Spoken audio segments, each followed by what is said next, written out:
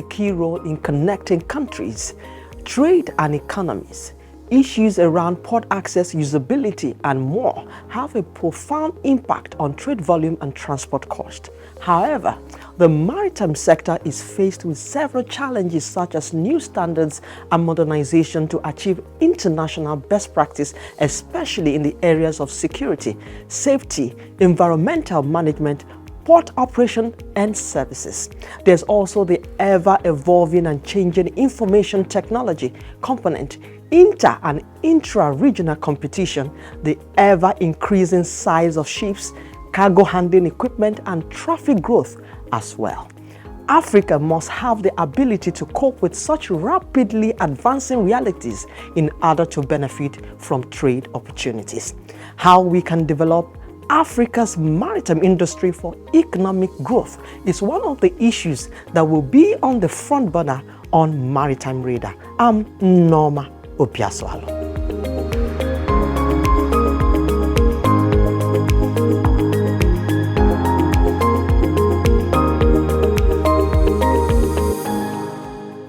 The port and shipping industry are facing emerging challenges such as growing freight traffic, environmental concerns, operational challenges, and other disruptions occasioned by the global pandemic. The urgent need to turn to technology and digitalization has become imperative.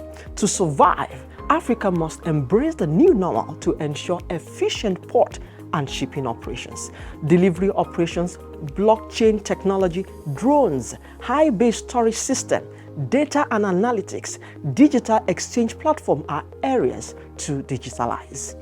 Before we get further into today's lineup on the program, let's find out the latest in maritime news.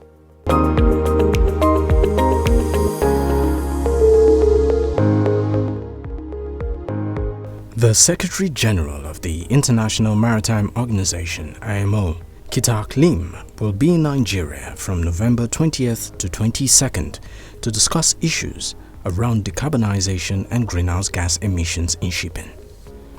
The federal government and its agencies, in collaboration with the organized maritime private sector, are hosting the Nigerian International Maritime Summit, NIMS, where regional policies and operational perspectives will be the focus. The Secretary General will be attending the event during his visit. Muazu Sambo also noted that the federal government is committed to ensuring Nigeria becomes a major destination for global maritime players. The Director General of the Nigerian Maritime Administration and Safety Agency, NIMASA, Dr. Bashar Jamo, added that the visit of the Secretary General, which is the first by an IMO Secretary General to Nigeria in over 15 years, is a testament to the renewed confidence of the international maritime community in Nigeria. The Minister of Transportation, Muazu Sambo, during a visit to the railway headquarters in Lagos, commended his predecessor, Rotimi Amechi, for his unflinching commitment towards ensuring the actualization of the standard gauge railway. Sambo noted that he was impressed with the level of progress recorded on the project. Sambo said his predecessor left an indelible mark, and although he has limited time, he has vowed to continue where Amechi stopped. The minister pointed out that the federal government is targeting a stronger railway system for the country, especially as the current administration winds down gradually. He also hoped that the incoming government will continue with the progress in the railway sector, in which the country is currently proud of. The Minister for Transportation, Works and Infrastructure of the Republic of Gambia, Ibrahima Silla, has emerged as the new chairman for the Abuja MOU on Port State Control. Ibrahima took over the position from Ghana's Minister of Transportation, Kwaku Ofori-Asiama, after an election in the just concluded Ministerial Conference of Abuja MOU in Gambia. However, there was no change in the position of the Vice Chairman, as Nigeria's Minister of Transportation, Muazu Sambo, remains in position. The main job of the Abuja MOU is harmonization of the port state control procedure and practices of all countries in the region. The Secretary General Abuja MOU, Captain Sunday Umarin, hailed the tremendous impact of the ongoing chairman in advancing the course of vessel inspection in Africa's territorial waters. He also appreciated the Paris MOU, an international maritime organization, for their unflinching support to the continent in the areas of human development and financial aid. Umorin pointed out the apathy displayed by some African countries to shipping inspection, which has led to the influx of substandard vessels calling at ports in the continent. UK's Unite Union has confirmed that around 140 offshore workers employed by Petrofac and the Repsol-operated assets in the North Sea have opted to go on strike due to disputes over pay terms and benefits. This comes 2 weeks after the union served a notice of action on Petrofac. The union said the strike is going ahead, noting that its members who are working for Petrofac on Repsol's platform will take part in the industrial action, and an additional work stoppage will take place on 30th November and 1st December. Unite claims that the action will cause significant disruption to the maintenance and safe running of at least 11 platforms, as well as the floater oil reception terminal on Orkney. According to Unite, the dispute centers on the removal of a 10% equal time payment, an additional 3% increase on top to cover years of below inflationary increases, payment for OE UK medicals, increase in mileage payments, and stand in duties payment. The union said in 2020 that the management of Petrofac renegated on a commitment to review benefits, blaming courts on the downturn in the oil and gas prices. It said at that time the average price for a barrel of Brent crude oil was around $18. However, with the recovery of crude oil price at around $98, Unite is demanding that 10% wage cut be reversed, with pay increases reflecting inflationary cost, and that the offshore contractor fulfills its obligations to review the other payments.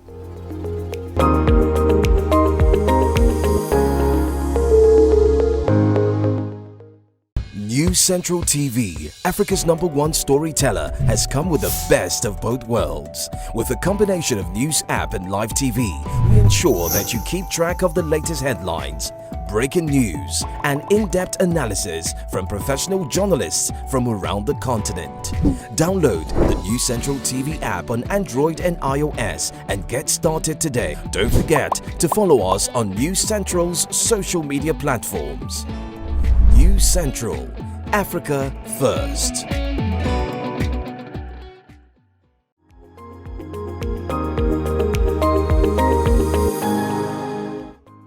This is Maritime Radar. This week's episode is to assess Africa's ports and their economic viability. I spoke to Barrister Hassan Bello, who is the immediate past Executive Secretary and CEO of the Nigerian Shippers Council. We spoke on how to set Africa's port economy back on track. Stay with us.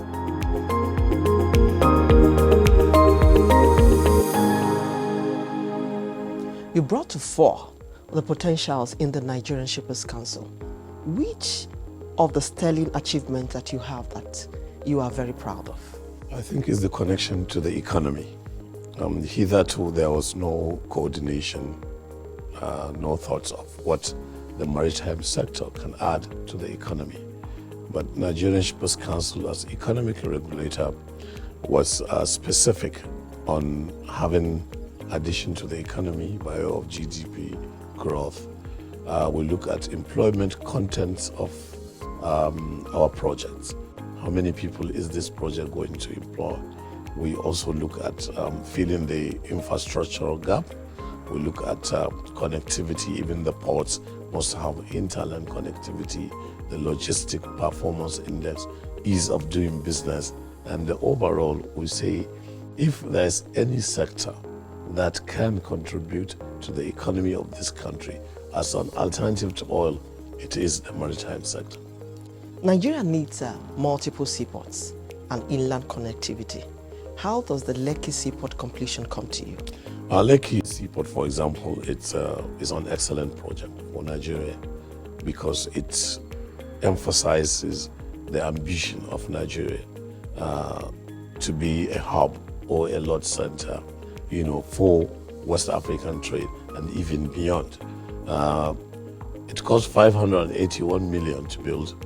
but it could contribute $200 million to the economy. The port will employ about 170,000 people. Now, we'll be able to have larger ships coming because the draft is about 16.5 meters. So the economies of scale favor building deep sea ports, as you call them, and it will have impact because we'll have more throughput coming, and throughput means, creation of jobs, creation of infrastructure, spill over on other other industries surrounding shipping. So it is very important we have the Lake Deep Sea Port. It is a significant, it's profound, but it should not only be, import, oriented. Lake Port should also provide us that pedestal so that Nigeria will be able to export. That brings me to the laudable project in Kano, the Kano Dry Port, which is majorly for export. Yes. Tell us about that. Kano Inland Dry Port has been declared as port of origin and destination, which means one can consign cargo to Kano and one can export from Kano. Kano has always been the center of trade for a very long time, historically. And the North has the potential of fulfilling that, especially agro-allied products. Lots of them, cashew, we're talking about ginger, we're even about cereal and so on, as long as they are processed. So exports will be originating from Kano. And now that is wonderful because it will stimulate the economy of not only Kano, but vast majority of northern Nigeria. And the economy of northern Nigeria is impactful on the economy of this country. More employment, more industries, and a lot of things. The earnings, from export is what everybody is looking for, foreign exchange. We wouldn't be having the problem we're having if we earn foreign exchange. Besides, it is important you export because of diversification of the economy. If there is one alternative to oil, then it is the maritime industry. And now you are bringing inclusiveness. You are bringing shipping to the doorsteps of everybody. It's not restricted to Lagos or Port Harcourt. That Port Harcourt-Lagos economy, that port economy is also being spread to Kano, Funtua, Isialanga, Ibadan, and so many other places where you have this dry port. So it is a conscious, concerted, deliberate effort to make sure that the economy or transportation drives the economy. And I think we are getting that. Infrastructure is key to drive this dry port. So what infrastructure or what provision of infrastructure do you have leading to this dry port? It is the logistics, aspect of it that is very important. The rail must be there. Now in Kano, rail has already been connected to the terminal in Kano. And Kano are building an export terminal where everybody will come with all the officials, institutions to make sure that there is standardization, that our export products are not rejected when they are sent outside. But the government needs to be more deliberate. The government must look at export. I rather wish we have Minister of Export rather than the Minister of Transport. Export, as my boss, Chief Sarimi, said, Nigeria must export or it perishes. And I believe in him. So it is important we look at all these issues of export. Anybody can import. That is ordinary. But we must export. And that export, the benefits, the inclusion in the economy, the earning of foreign exchange, stimulation of many industries, that will be the blessing that Nigeria needs and the contribution of the maritime industry, to Nigeria's economy. Trade is the key driver of economic growth. What, in your view, is trade facilitation? Yes, we have to look at trade facilitation. Look at the trade itself.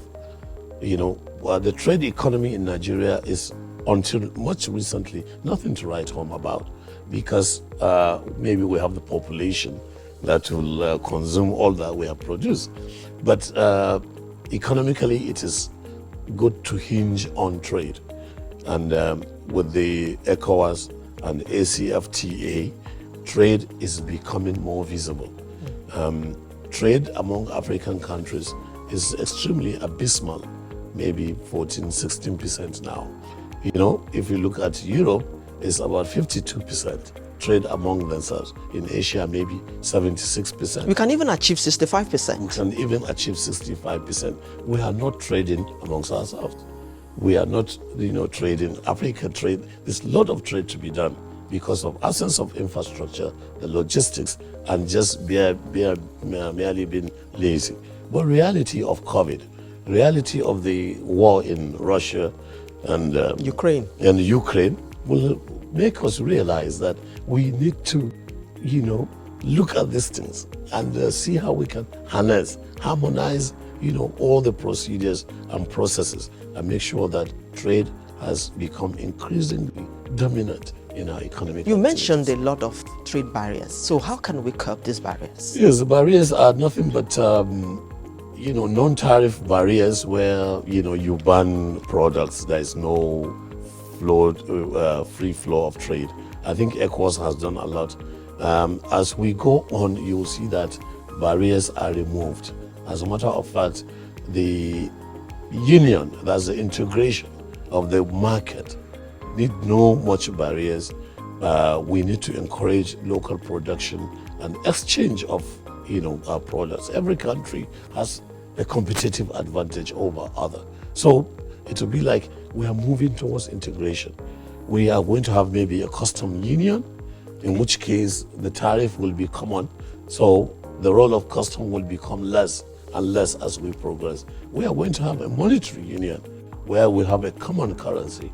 We are going to have harmonization of laws so that we have one law for at least business laws harmonized, into one. So I think ACFTA is alive to these responsibilities.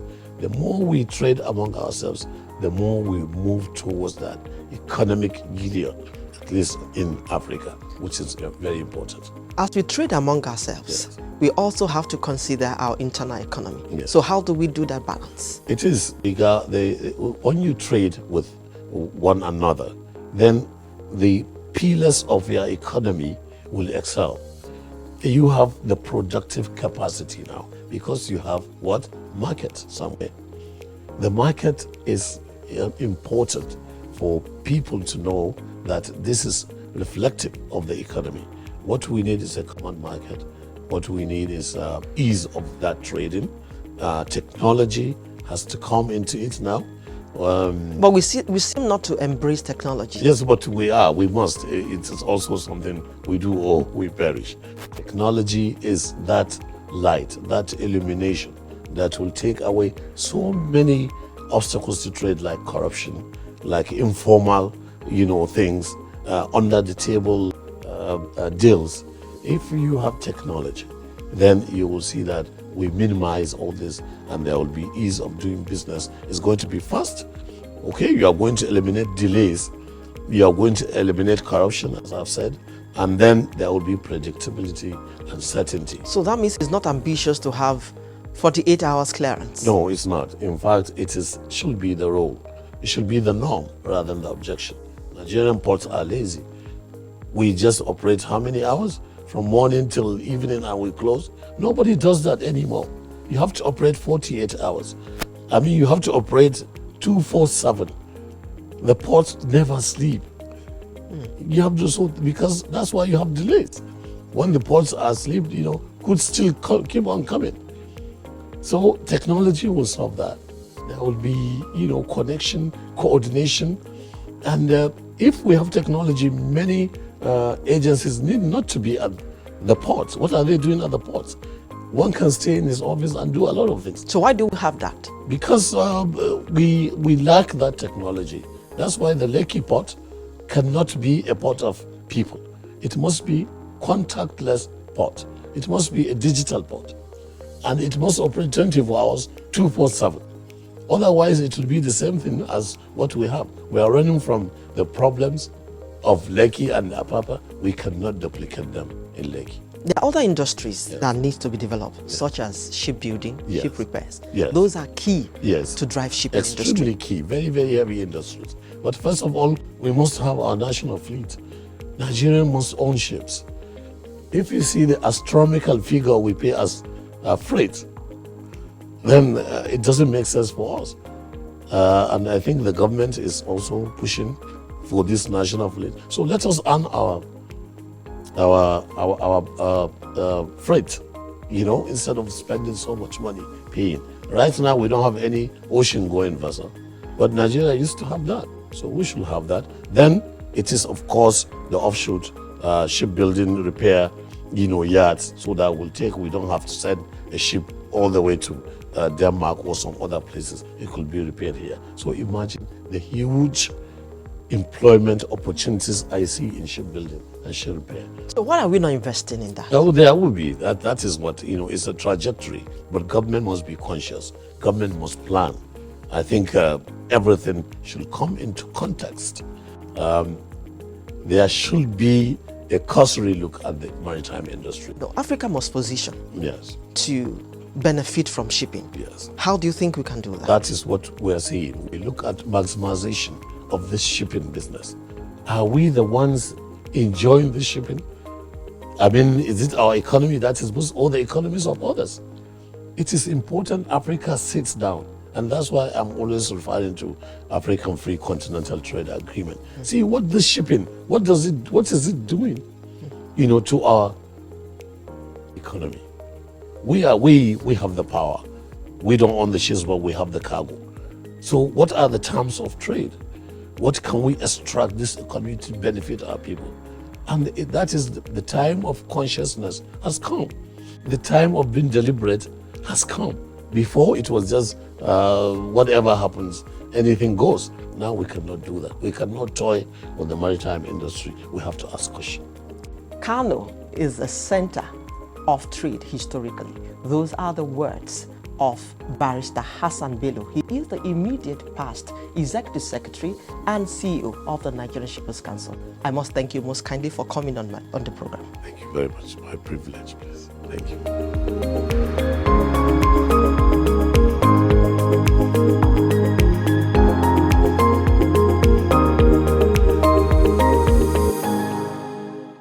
Africa needs its own storytellers, people who understand the continent because they're from it.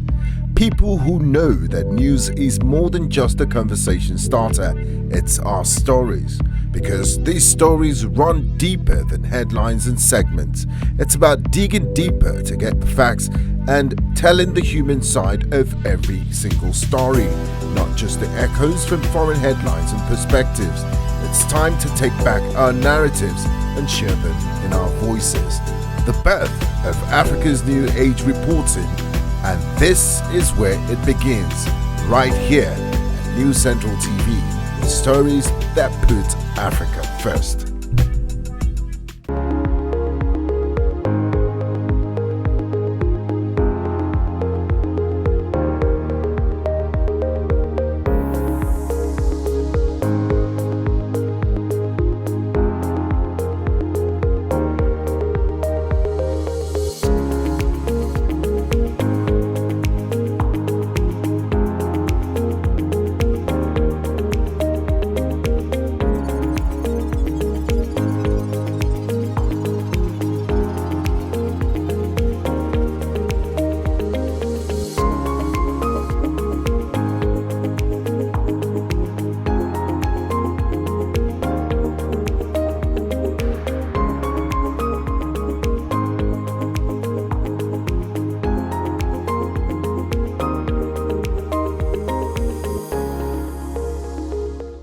And this is where we wrap this week's episode.